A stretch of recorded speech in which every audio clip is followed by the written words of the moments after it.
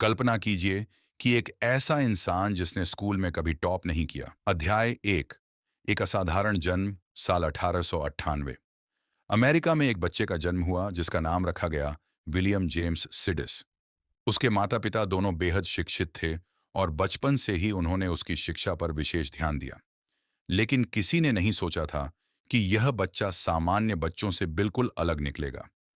केवल 18 महीने की उम्र में वह अखबार पढ़ सकता था।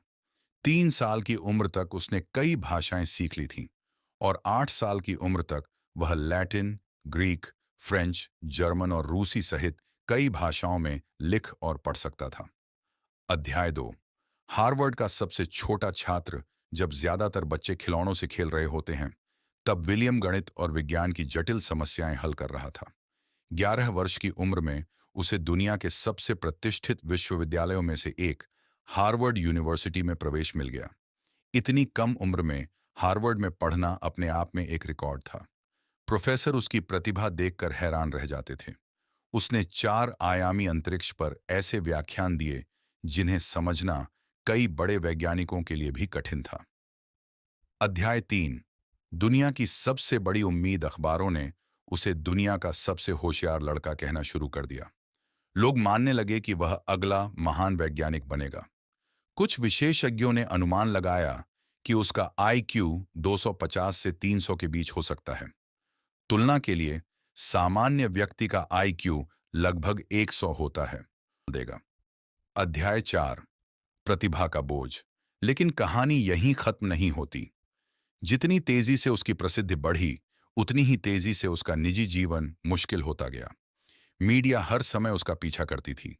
लोग उससे असाधारण उपलब्धियों की उम्मीद करते थे। वह सामान्य जीवन जीना चाहता था, लेकिन दुनिया उसे एक चमत्कार के रूप में देखती थी। धीरे धीरे उसने सार्वजनिक जीवन से दूरी बनानी शुरू कर दी। अध्याय 5। रहस्यमयी अंत। हार्वर्ड छोड़ने के बाद उसने कई साधारण नौकरियां की। वह प्रसिद्धि से दूर रहना चाहता था। उसने कई किताबें और शोध लिखे, लेकिन ज्यादातर लोगों को उनके बारे में कभी पता नहीं चला। 1944 में केवल 46 वर्ष की आयु में उसका निधन हो गया।